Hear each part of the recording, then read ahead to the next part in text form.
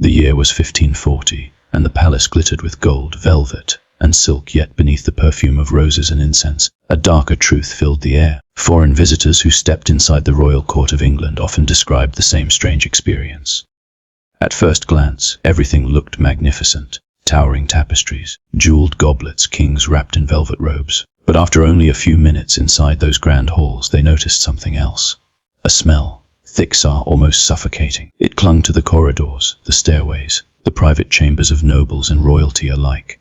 One ambassador even wrote in disbelief that the English court, despite its riches, smelled worse than a stable. How could a palace filled with gold smell like decay? And why did even kings and queens live surrounded by such filth? The answer reveals a side of the Tudor world that history rarely shows. A world where power, beauty, and unimaginable wealth existed side by side with disease, rot, and the most shocking daily habits imaginable. Because the truth is that the glamorous image of the Tudor court, the one filled with elegant banquets, magnificent gowns, and glittering jewels, is only half the story. Behind those tapestries and stone walls, life was far more unpleasant than most people realize. The palaces of the Tudors were not just centers of power and politics. They were crowded, chaotic places where thousands of people lived, worked, slept, ate, and relieved themselves in conditions that would horrify modern visitors.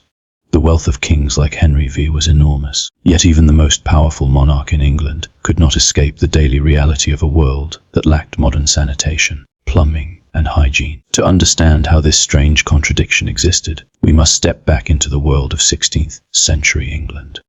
A world where the streets of cities were muddy rivers of waste, where perfumes were used not just for beauty, but to hide unpleasant smells, and where even the grandest palace in Europe struggled with something as simple as keeping the air clean.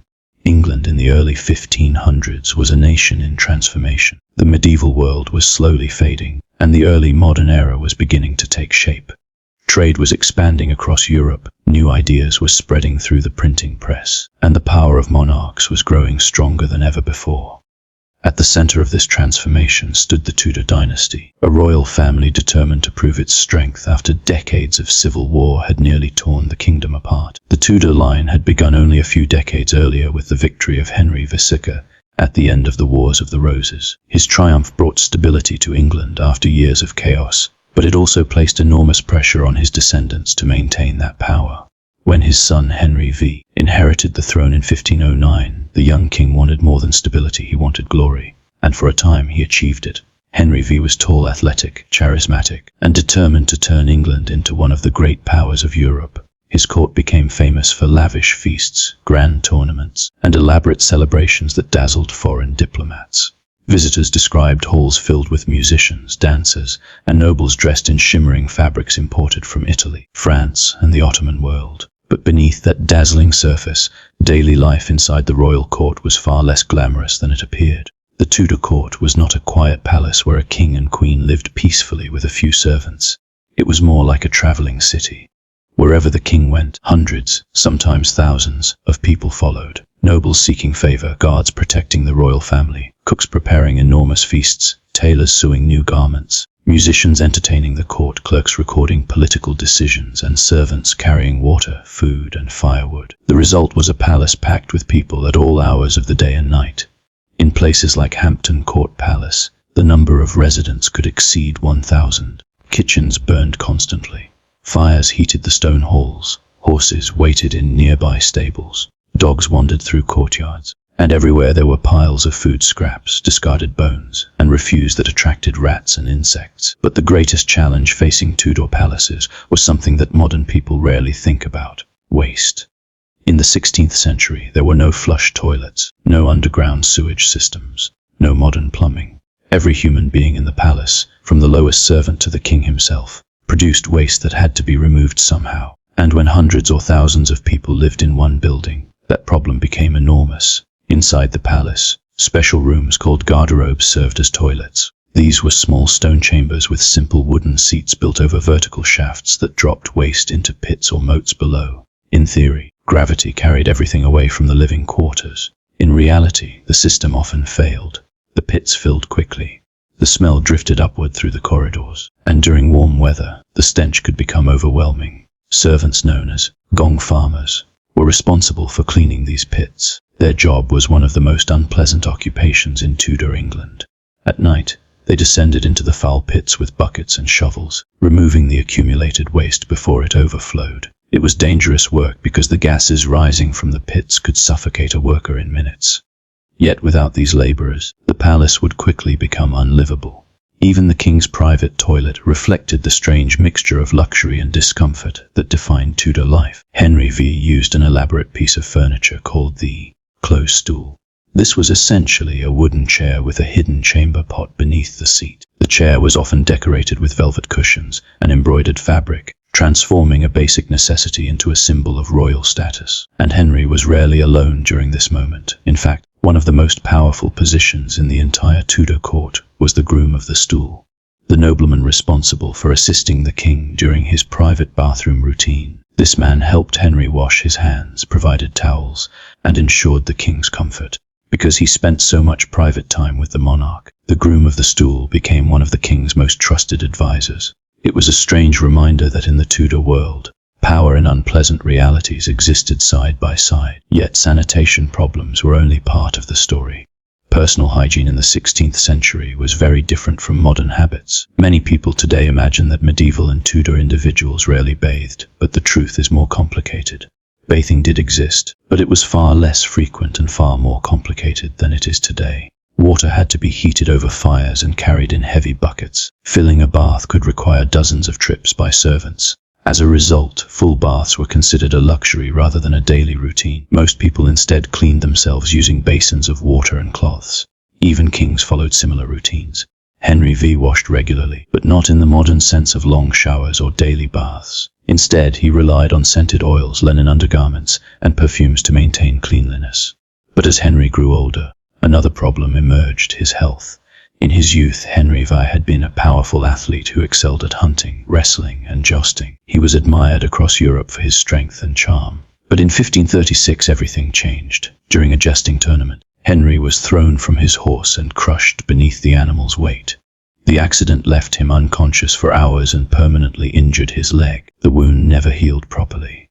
Over time, it developed into a painful ulcer that frequently became infected. Visitors to the court later described a foul odor coming from the king's leg wound, an infection that doctors of the time struggled to treat. Combined with Henry's increasing weight and declining health, the injury transformed the once athletic king into a very different figure from the handsome prince he had once been. And the palace environment only made these health problems worse. Crowded living conditions allowed diseases to spread quickly. Plagues, fevers, and mysterious illnesses could sweep through the court without warning. When sickness appeared, the entire royal household sometimes fled to another palace in hopes of escaping infection. This constant movement created another challenge. The Tudor court did not remain in one location. Instead, it traveled frequently between royal residences across England. Each move required transporting furniture, clothing, food supplies, servants, and animals across long distances. Imagine hundreds of carts rolling along muddy roads, carrying everything needed to sustain the royal household. Tapestries, cooking equipment, beds, barrels of wine, sacks of grain, and even the king's personal chamber pot traveled with the court wherever it went. But despite these difficulties, the Tudor court remained one of the most powerful and influential centers in Europe. Political decisions made within its walls reshaped the future of England forever, and no decision would prove more dramatic than the one Henry VIII made regarding his marriage. By the 1530s, Henry had grown desperate for a male heir. His first wife, Catherine of Aragon, had given birth to only one surviving child, a daughter named Mary I. For a king obsessed with securing his dynasty, this was not enough. Henry believed England needed a male successor to prevent another civil war like the Wars of the Roses. When Catherine failed to produce a son, the king began searching for a way to end the marriage. But there was a problem. Catherine had been married to Henry for more than 20 years, and the Catholic Church did not allow divorce. To separate from her legally, Henry needed permission from the Pope. That permission never came. The refusal would trigger one of the most dramatic political transformations in English history. Furious with Rome, Henry made a decision that shocked Europe. He broke away from the authority of the Catholic Church and declared himself the supreme head of the Church in England. This moment, known as the English Reformation, reshaped the religious and political future of the country. Monasteries were dissolved, church lands were seized by the crown, and England entered a new era of religious conflict. But for Henry VIII, the decision was deeply personal. He wanted to marry another woman, one who had captured his attention and stirred his ambition. Her name was Anne Boleyn, and the consequences of that relationship would shock the entire kingdom. Because the Tudor court, already filled with intrigue and rivalry, was about to become the stage for betrayal, ambition, and tragedy unlike anything England had seen before, and everything was about to change. At first, the arrival of Anne Boleyn at the center of the English court seemed like the beginning of a glamorous new chapter. She was intelligent, charismatic, and unlike many women raised in England, she had spent years in the sophisticated courts of Europe. She had served in the households of powerful nobles in France and the Netherlands, where she learned languages, fashion, politics, and the delicate art of courtly influence. When she returned to England, she brought with her a confidence and elegance that made her stand out immediately among the ladies of the court. To Henry VIII, she was irresistible. At first, Henry believed she would become his mistress like many women before her. Kings throughout Europe often kept lovers at court, and such relationships were rarely hidden. But Anne Boleyn refused. She understood something about Henry that many others did not. The king was not a man accustomed to being denied, and that refusal made him want her even more. Anne insisted on something extraordinary. She would not become his mistress. If Henry wanted her, he would have to marry her. That demand changed everything. The king's pursuit of Anne became an obsession that lasted years. He sent her passionate letters promising love, loyalty, and eventually a crown. But the path to that crown required Henry to break the marriage that tied him to Catherine of Aragon. And because the Catholic Church refused to grant the annulment, Henry made the decision that would shake the foundations of Europe. He severed England from the authority of Rome. The religious revolution that followed, the English Reformation, was not simply a political maneuver. It unleashed waves of fear, uncertainty, and opportunity throughout England. Monasteries that had stood for centuries were closed.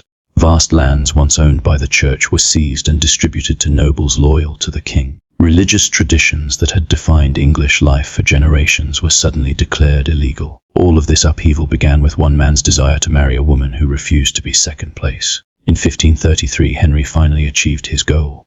He secretly married Anne Boleyn, and soon afterward she was crowned Queen of England in a spectacular ceremony at Westminster Abbey. The coronation was designed to project power and legitimacy. The streets of London were decorated with banners and tapestries. Crowds gathered to witness the procession as Anne traveled through the city in a magnificent golden carriage. But beneath the celebration, tension simmered.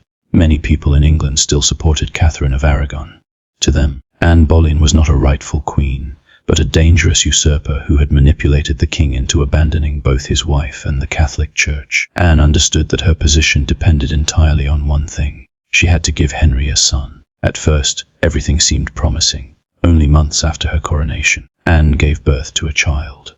The court waited anxiously outside her chambers, hoping to hear the announcement of a prince who would secure the Tudor dynasty. Instead, the child was a girl. She was named Elizabeth I. History would later remember Elizabeth as one of England's greatest rulers. But at that moment, her birth was seen as a disappointment. Henry had risked his marriage, his relationship with the church, and the stability of his kingdom for a son. And he still did not have one. The mood at court began to shift. Anne tried to maintain her influence over the king. She was politically active, supporting religious reformers and encouraging Henry's break from Rome. She also made powerful enemies among the nobles who resented her sudden rise to power. Court politics during the Tudor era was not simply a matter of etiquette and elegance. It was a battlefield where alliances were formed and destroyed with frightening speed. A careless word, a misunderstood gesture, or a jealous rival could lead to ruin. And Anne Boleyn had many rivals. As the years passed, the pressure on her grew unbearable. She experienced several pregnancies, but none produced the son Henry wanted. One ended in miscarriage, another in tragedy. Meanwhile, Henry's attention began to drift. At court, another young woman had begun to attract the king's interest. She was quiet, gentle, and the complete opposite of the confident and outspoken Anne Boleyn. Her name was Jane Seymour. To Henry, Jane seemed like a fresh beginning. Where Anne had challenged him, Jane appeared obedient and calm. And soon, whispers began circulating through the palace corridors that the king might be considering another marriage. For Anne, this was a nightmare. She understood how fragile her position had become. Without a son, without the unwavering support of the king, she was vulnerable to the same fate that had befallen Catherine of Aragon. But what happened next shocked even those who were accustomed to the brutal realities of Tudor politics. In the spring of 1536, Anne Boleyn was suddenly arrested. The charges were almost unbelievable. She was accused of adultery, of conspiring against the king, even of committing incest with her own brother. Historians still debate the truth behind these accusations. Many believe they were fabricated by powerful enemies who wanted to remove Anne from power and replace her with Jane Seymour. Others argue that Henry himself may have begun to believe the rumors. Whatever the truth, the outcome was already decided. Anne was taken to the ancient fortress of Tower of London, a place long associated with imprisonment and execution. Within its stone walls, she awaited a trial that would determine her fate. The trial lasted only a few days. Witnesses testified against her. Accusations were repeated, and despite her desperate attempts to defend herself, the verdict was inevitable. Anne Boleyn was found guilty of treason. Her sentence was death, but Henry VIII, perhaps remembering the love that had once driven him to change the course of English history, ordered a rare mercy. Instead of the traditional axe used for executions in England, Anne would be executed by a skilled swordsman brought from France. It was considered a more precise and less painful method. On the morning of May 19, 1536, Anne Boleyn walked calmly to the execution scaffold inside the Tower of London. Witnesses later described her remarkable composure. She spoke briefly to the crowd, declaring her loyalty to the king and asking them to pray for her soul. Then she knelt, placed her head upon the block, and closed her eyes. Moments later, the sword fell. Just days after Anne's execution, Henry VIII married Jane Seymour. The speed of the marriage stunned the court. It was as if Anne Boleyn had been erased from existence almost overnight. Portraits were removed. Her name was rarely spoken again in royal circles, but Jane Seymour's story would also end in tragedy. In 1537, she finally gave Henry what he had wanted for so long, a male heir named Edward VI. The birth was celebrated across the kingdom. Cannons fired in triumph, bells rang throughout London. But the joy did not last. Only 12 days after giving birth, Jane Seymour died from complications related to the delivery. For Henry VIII, the pattern was becoming hauntingly familiar. Marriage after marriage, hope followed by disappointment, joy followed by tragedy. Yet the king was far from finished, because over the next few years, Henry would marry 3 more times. Each marriage would bring new drama, new alliances, and new dangers. And the strange, chaotic world of the Tudor court, with its glittering wealth, political conspiracies, and shocking daily realities, would continue to produce stories so unbelievable that even modern historians struggle to imagine what life inside those palace walls was truly like. Because despite the gold, silk, and royal power that surrounded the Tudors, their world remained filled with secrets, rivalries, and conditions that would horrify most people today. And the most shocking stories of Tudor life were still yet to come. Inside the royal palaces of Tudor England, life continued with the same strange mix of luxury and discomfort that defined the entire era. Silk gowns brushed across stone floors, jeweled goblets clinked during magnificent banquets, and musicians filled the halls with sound. Yet behind those displays of power and elegance, the reality of daily life remained deeply unpleasant. Foreign ambassadors often struggled to hide their shock. They expected to find a court that represented the height of civilization. Instead, they discovered a world where greatness and grime existed side by side. After the death of Jane Seymour in 1537, the court entered a period of mourning. For the first time in years, Henry VIII appeared genuinely devastated. Jane had given him what he wanted most in the world, a son. The infant prince, Edward VI, represented the future of the Tudor dynasty. Yet the birth that secured the royal line had taken the Queen's life. For a time, Henry withdrew from public celebrations. But the political reality of monarchy soon returned. European alliances were fragile, and royal marriages were one of the most important tools for diplomacy. Advisors at court began urging the king to remarry once again. The next bride would come not from England, but from the powerful Protestant states of northern Europe. Her name was Anne of Cleves. The marriage was arranged largely through politics. Henry's chief minister, Thomas Cromwell, believed that an alliance with German Protestant territories would strengthen England's position against Catholic powers, such as Spain and France. Portraits of Anne were painted and sent to Henry so he could see his future bride. The artist chosen for this delicate task was the famous court painter Hans Holbein the Younger. Holbein's portraits were known for their remarkable detail and realism. When Henry saw the painting of Anne of Cleves, he approved the match. But when Anne finally arrived in England in 1540, the situation quickly turned awkward.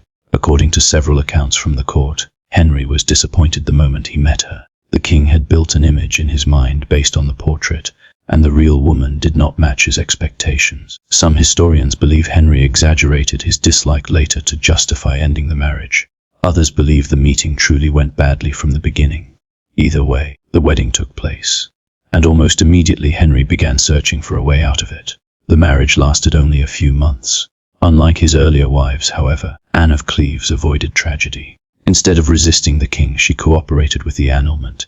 In return, Henry treated her generously, granting her wealth, estates, and the honorary title of the king's sister. She remained in England for the rest of her life, living comfortably and avoiding the dangerous politics of court. But while Anne escaped the darker fate of Henry's earlier wives, the man who arranged the marriage did not. Thomas Cromwell, once one of the most powerful figures in England, suddenly found himself blamed for the failed union. His enemies seized the opportunity. Accusations of treason followed swiftly, and within months Cromwell was arrested, imprisoned in the Tower of London, and executed. The lesson was clear to everyone in the Tudor court. Power could vanish overnight, and the king's favor could turn into danger without warning. Soon after ending his marriage with Anne of Cleves, Henry VIII turned his attention to yet another woman at court. This time the bride was very young, barely out of her teenage years. She was lively, charming, and closely connected to one of the most powerful noble families in England. Her name was Catherine Howard. To Henry, Catherine represented youth and excitement. By this point in his life, the king was very different from the athletic prince he had once been. Years of injuries and illness had transformed him physically. His leg wound from the jesting accident still troubled him, sometimes becoming infected and producing a foul odor that courtiers quietly tried to ignore. He had grown extremely heavy and could no longer participate in the energetic sports he once loved. Yet Catherine Howard seemed to bring new energy into the palace. The court once again filled with celebrations. Banquets returned. Music echoed through the halls of palaces like Hampton Court Palace. For a brief moment, it seemed as though the aging king had rediscovered happiness. But the Tudor court was never a place where secrets stayed hidden for long. Soon whispers began circulating through the corridors. Some courtiers claimed that Catherine had behaved recklessly before her marriage to the king. Others suggested that she continued meeting certain men even after becoming queen.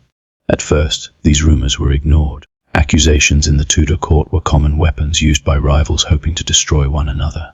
But eventually the rumors became too serious to dismiss. Investigations began. Witnesses were questioned. Letters were examined. And slowly, the truth, or at least what the court believed to be the truth, began to emerge. Catherine Howard was accused of adultery. In the Tudor world, adultery by a queen was not simply a personal betrayal. It was considered an act of treason. The legitimacy of royal heirs depended on the queen's loyalty to the king. If a queen had relationships with other men, the entire line of succession could be thrown into doubt. For Henry the accusations were devastating. The young wife who had restored his joy now appeared to have humiliated him before the entire court. The reaction was swift and ruthless. Catherine was arrested and taken to the Tower of London, the same fortress where Anne Boleyn had faced her final days just a few years earlier. The pattern was repeating itself. In February 1542, Catherine Howard was executed. Witnesses later described the haunting moment when she practiced placing her head on the execution block the night before her death. It was a tragic reminder of how little control individuals truly had within the dangerous world of Tudor politics. By the time Catherine died, Henry VIII had married 5 times. One more marriage remained. His final wife would prove very different from the others. Her name was Catherine Parr, and unlike Henry's earlier queens, she possessed both intelligence and caution in equal measure. Catherine Parr understood the dangers of the court better than most. She had already been widowed twice and knew how quickly fortune could change around the king. Rather than competing for power, she focused on survival. She cared for Henry during the final years of his life, when his health declined dramatically. The infected wound in his leg worsened, and he required constant medical attention. The once powerful monarch who had dominated European politics now struggled simply to walk across a room. Catherine Parr also played another important role. She helped bring stability to Henry's fractured family. His daughters, Mary I and Elizabeth I, had grown up surrounded by political turmoil and uncertainty. Both had been declared illegitimate at different points in their lives. Catherine Parr encouraged reconciliation, helping restore them to the royal succession alongside their brother Edward.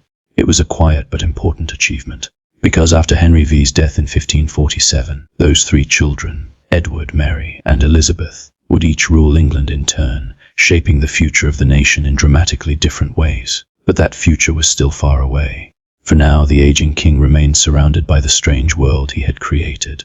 A world where unimaginable wealth coexisted with foul smells, dangerous politics, and constant fear. Foreign visitors who entered the Tudor palaces continued to marvel at the contradictions. They saw gold plates piled high with food during extravagant feasts.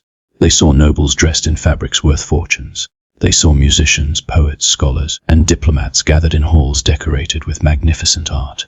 But they also smelled the crowded rooms, the damp stone corridors, the waste pits hidden beneath garderobes, and the lingering odors of a court that housed hundreds of people, without the basic sanitation modern societies take for granted. It was a world where kings held absolute power, a world where ambition could lift a person to unimaginable heights, or send them to the execution scaffold. And as the Tudor era moved forward, the legacy of Henry VIII's choices, his marriages, his religious revolution, and the dangerous politics of his court would echo across England for generations, because the glittering world of gold and silk had always hidden something darker beneath the surface, and history would never forget it.